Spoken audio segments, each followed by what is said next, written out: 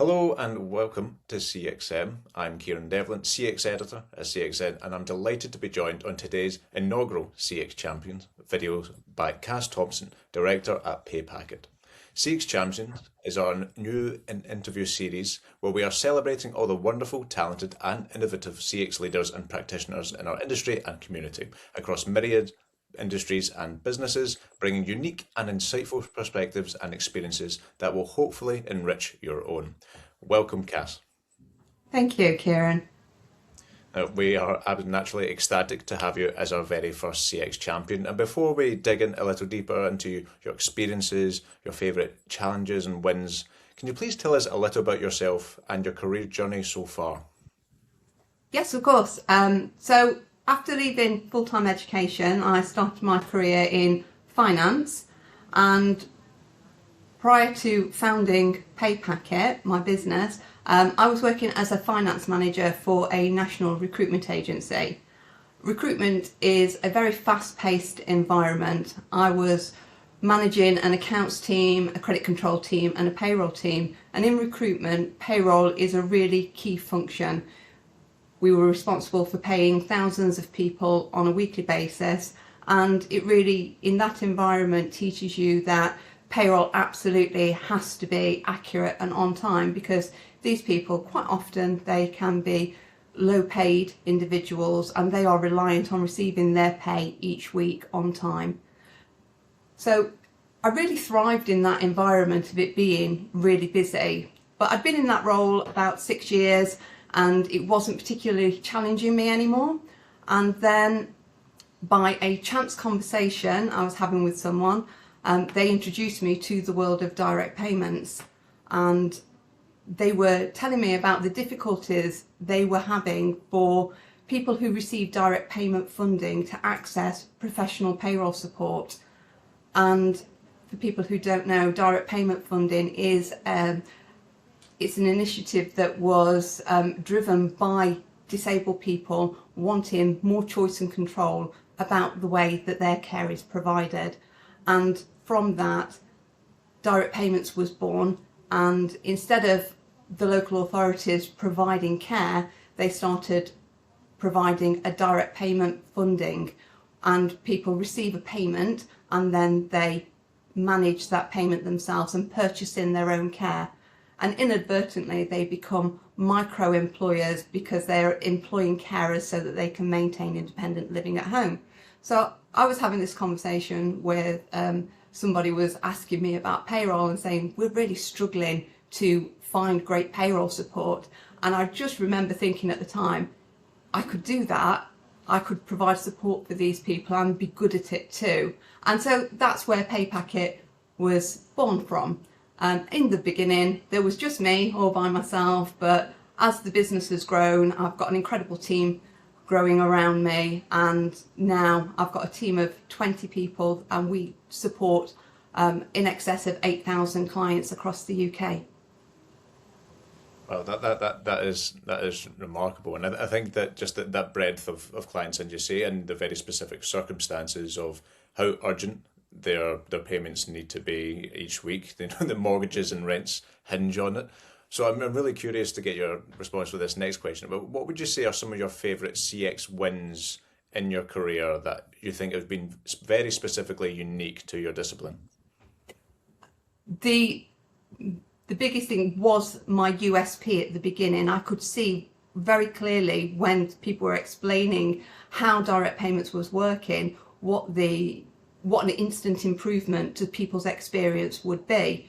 Direct payments is about people having choice and control about how their care is managed, and traditional payroll providers were either offering people a payslip only service where the customer was still responsible for making the payments themselves, or they were managing the whole fund. So instead of the individual holding the funding for their care, all the funding was going to the payroll provider, and the payroll provider was then running the payroll and making the payments for them. But the customer was losing that control over their own funding at that point. So it didn't really fit in my mind.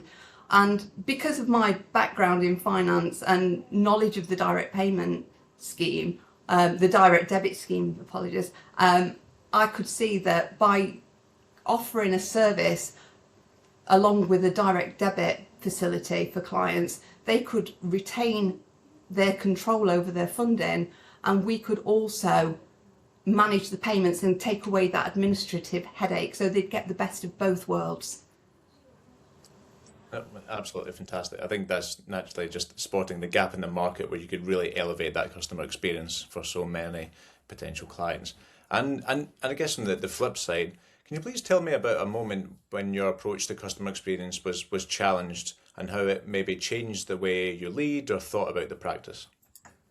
I think in the early days, when you're running a business solo, you are very hands-on and involved in every sector, and that creates something of like a control monster where you want to do everything yourself. And then that's great. People have got a very personal service, but as the business grows, that's not scalable. And so you get to the point where you've got to relinquish that control. And I think that's difficult for any small business owner, is that transition from being extremely hands-on to then relinquishing some control and letting other people take control or take ownership of problems. For me, that was about putting in a really good CRM system and for empowering the team that they're able to make decisions without referring back to me on things, because customers want a positive outcome on the phone when they're phoning with a problem. They want to speak to somebody who can give them an answer. They don't want a promise of a call back while somebody comes and checks something with me. So it was very much for me about thinking, how should this be done? How can we put structure in place so that the team are empowered to be able to support people in the way that they need to be supported without having somebody checking in with them all the time? No, absolutely. I think that's invaluable advice. Just every leader can appreciate. I think naturally we are in the age of AI, and that is across both our external CX tech stacks, as well as how we're trying. Imagine we at CXM and every business on the planet are also grappling with how do we grapple with AI in operational capacity as well. Where would you say AI is already making a measurable difference in your customer operations, and where do you think the industry is potentially overselling it so far? AI is a really powerful tool, and you're absolutely right that it's getting more and more predominant everywhere in all aspects of life. But we've got to be careful not to over-automate things and distract from what people actually want. So a key message that I hear from customers all the time is that they are really, really pleased and thankful that when they contact PayPacket, that we answer the phone. All our staff here are targeted to answer the phone within 3 rings, and it goes straight through to a real person who is empowered to be able to help them, rather than going through some complicated call system where you've got to listen and then select an option. And customers always feedback that they're really appreciative of being able to contact a real person. So I think it will be a long time before we lose that personal touch on the phones. Yes, we are embracing AI. We are using AI to sit on our mailbox that helps distribute emails very quickly to the right people, which improves customers' outcomes because things are getting where they need to be quickly. And a project that I'm looking at is about us introducing a chatbot that can answer simple questions so that people can access support 24/7. But it would be a very long time before we actually lose that personal touch. And I think it's important for people not to get swept away with, yes, AI can do all this for you, but stop and think about what does the end customer actually want. And I think today because customers can want anything, can't they? So you just need to be looking at how many ways you can deliver service to people so that they can access it in a way that they want. Like, I would personally be quite happy to go on a chatbot to get quick answers to something. But if you think about our clients are generally vulnerable people. A lot of them are elderly. They want a real person.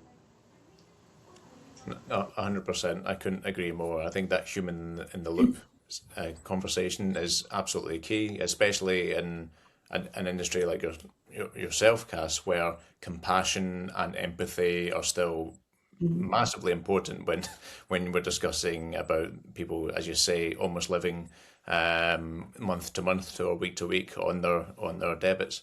And I guess like tied to the AI question, what would you say your CX tech stack currently looks like in practice, and how does the reality compare to the vision you had when maybe you started building it? Okay, we migrated our software 2 years ago. It was a mammoth project for us to move everybody over. And when we first started that journey, the things that we wanted to get out of it were we wanted to have a really flexible CRM where the system could deliver information to customers in a way that they wanted it, while improving our efficiency and our processing power. We wanted to be able to process transactions much quicker than our old system, which was grinding at the time. So the new system has done that, and I would just say that along that journey, we've been quite fortunate that our software team are really great. We go, wouldn't it be good if we could do this? And then they go away and say, yes, this is how we can do that.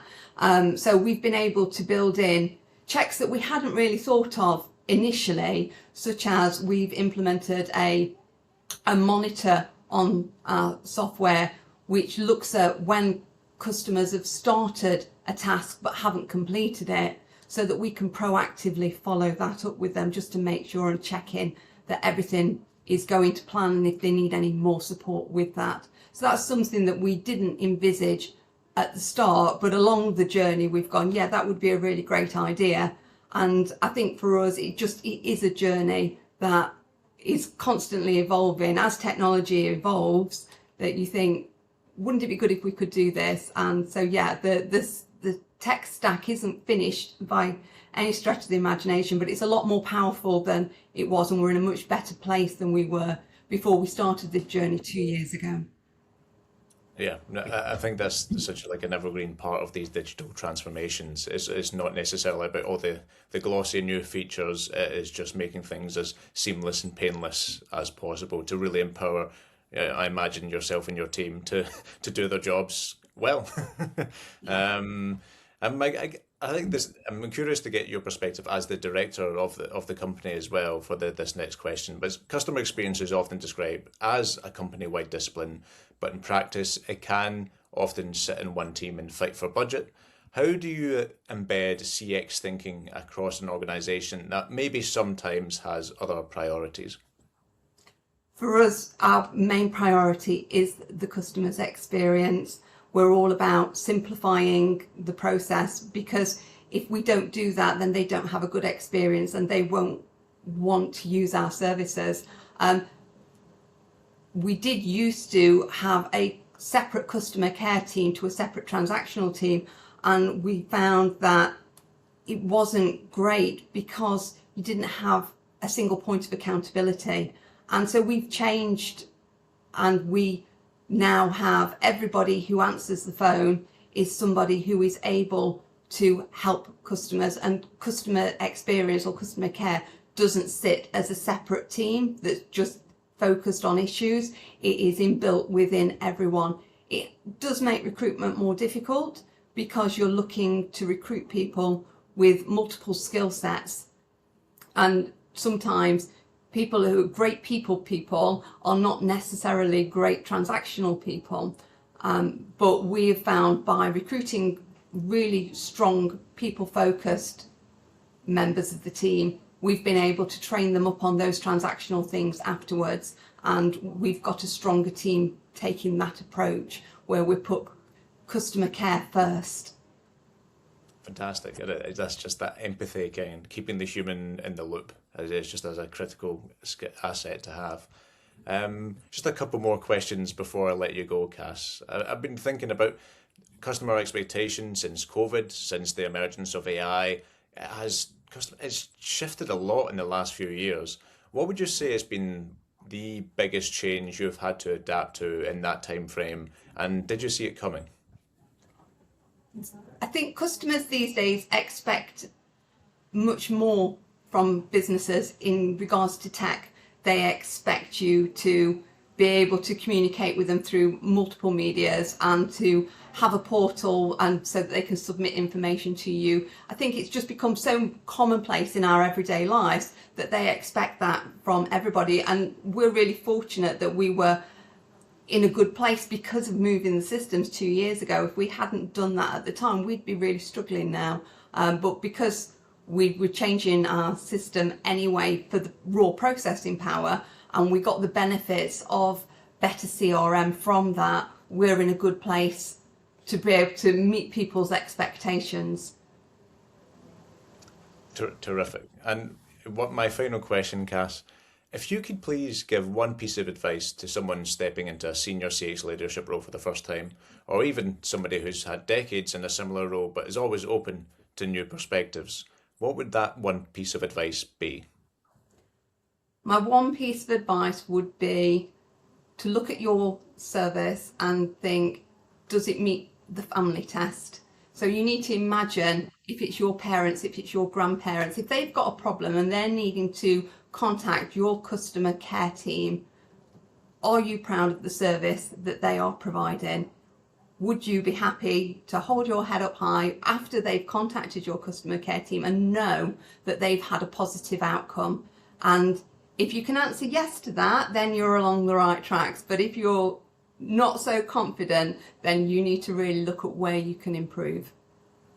No, I think that's a very inspiring and salient note on which to end today's conversation and the first episode of CX Champions. So a massive thank you to Cass for being here today. You're very welcome. Thank you.